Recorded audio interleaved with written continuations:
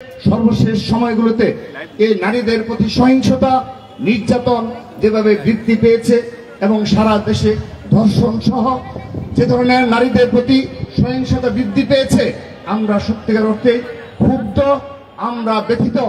দীর্ঘ ফেসিবাদের বিরুদ্ধে 15.5 বছরে রাজপথে অকুতোভয় চিত্তে লড়াই করেছে, সংগ্রাম করেছে।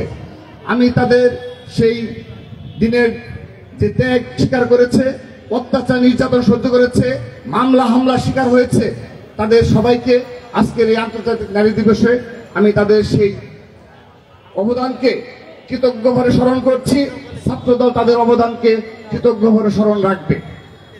এবং সেই সাথে আমি 1971 সালে মহান মুক্তিযুদ্ধে নারীদের অবদান এবং সর্বশেষ এই জুলাই আগস্ট আন্দোলনে, বিশেষ করে ঢাকা বিশ্ববিদ্যালয়ে সকলের মনে থাকার কথা, সেই আন্দোলনের এক অন্তিম মুহূর্তে যেদিন ছাত্রলীগ এই ঢাকা বিশ্ববিদ্যালয়ে নৃশংস হামলা চালিয়েছিল সাধারণ শিক্ষার্থীদের উপর, সেদিন আমাদের বোনেরা, এই সাধারণ শিক্ষার্থীরা, এই রুকেয়া হল, শামসুন্নাহার হল সহ এই আমাদের বোনেরা এই রাজু ভাস্কর্যে এসে যে প্রতিবাদ জানিয়েছিল, সারা বাংলাদেশ সেদিন জাগ্রত হয়েছিল এবং সত্যিকার অর্থে সেদিন জুলাই আগস্ট আন্দোলন প্রাণ ফিরে পেয়েছিল।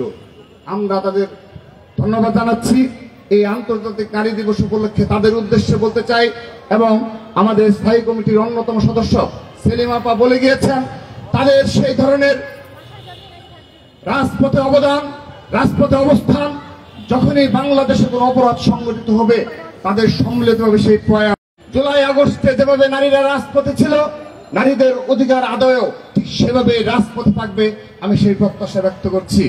প্রিয় উপস্থিতি, আমি আজকের এই আন্তর্জাতিক নারী দিবসে এটি উদযাপন করার মতো দিবস, কিন্তু এই বাংলাদেশ আজ এই 25-24 সালের পরবর্তী বাস্তবতায় 25 সালে যে বাস্তবতায় উপনীত হয়েছে, বিশেষ করে সর্বশেষ সময়গুলোতে এই নারীদের প্রতি সহিংসতা নির্যাতন যেভাবে বৃদ্ধি পেয়েছে এবং সারা দেশে ধর্ষণ সহ যে ধরনের নারীদের প্রতি সহিংসতা বৃদ্ধি পেয়েছে, আমরা সত্যিকার অর্থে ক্ষুব্ধ, আমরা ব্যথিত।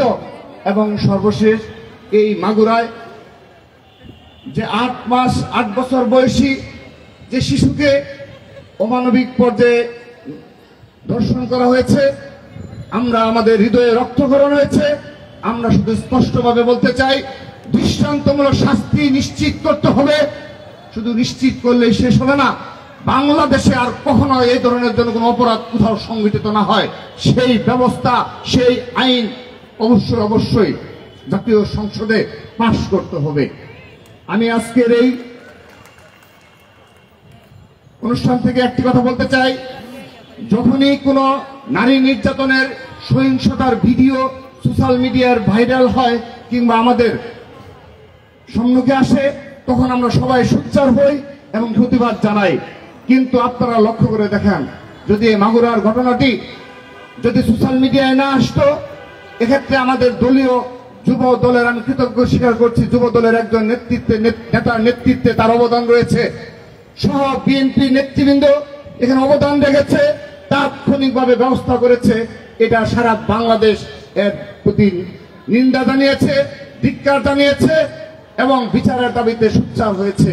কিন্তু যে শত শত হাজার হাজার ঘটনা আমরা মিডিয়ার চক্ষুর আলো অন্তরালে থেকে যাচ্ছে, যেগুলো আমরা ভিডিও কিংবা অডিও কোনোভাবে আমরা পেয়ে থাকি না, এভাবে হাজার হাজার নারীরা, যেভাবে শিশুরা নির্যাতিত হচ্ছে, সে ধরনের আমরা সমাজ ব্যবস্থা কায়েম করবো ইনশাআল্লাহ।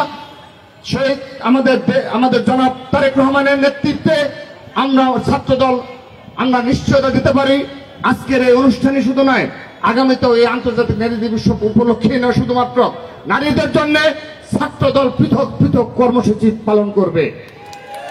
এবং আমরা বিশ্বাস করি, দৃঢ়ভাবে বিশ্বাস করি, জনাব তারেক রহমানের নেতৃত্বে আগামীতে বাংলাদেশে নারীর প্রতি যে সহিংসতা, শিশুদের প্রতি যে সহিংসতা, তার অবসান ঘটবে ইনশাআল্লাহ। আমরা ছাত্রদল হৃদয় থেকে বিশ্বাস করি, তার যে ধরনের মনোবাসনা এবং তিনি যে ধরনের আমাদের সাথে যখনই সাক্ষাৎ হয়েছে, আমাদের সাথে যখনই স্কাইপ করার সুযোগ হয়েছে, তখনই তিনি এই নারীদের অধিকারের প্রশ্নে সাধারণ শিক্ষার্থীদের অধিকারের প্রশ্নে তার আপোষহীন অবস্থান আমাদেরকে বারবার পুনর্ব্যক্ত করেছেন।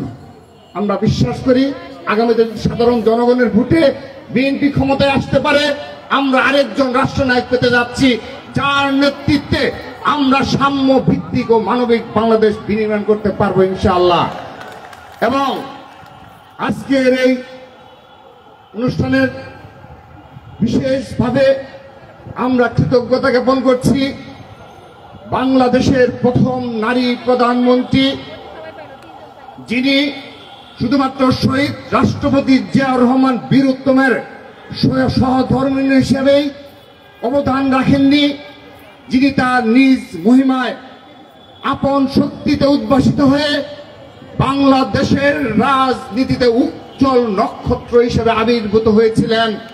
শুধু তাই নয়, আমি শুধুমাত্র বাংলাদেশের রাজনীতি নয়, আপনারা বিভিন্ন আলোচকের বক্তব্য শুনেছেন, এই নারীদের অবদান, এই নারীদের অধিকার বাস্তবায়নে তার একক ভূমিকা আজ নারী সমাজ কৃতজ্ঞ চিত্তে স্মরণ করে আমরা আশাবাদ ব্যক্ত করছি দেশ নেত্রী বেগম খালেদা জিয়া সুস্থ হয়ে বাংলাদেশে ফিরে আসবেন এবং আবারও তিনি তার জীবনের শেষ দিন পর্যন্ত এই নারীদের অধিকার বাস্তবায়নের সর্বাত্মক ভূমিকা পালন করার তৌফিক দান করবেন মহান রব্বুল আলামিন ইনশাআল্লাহ।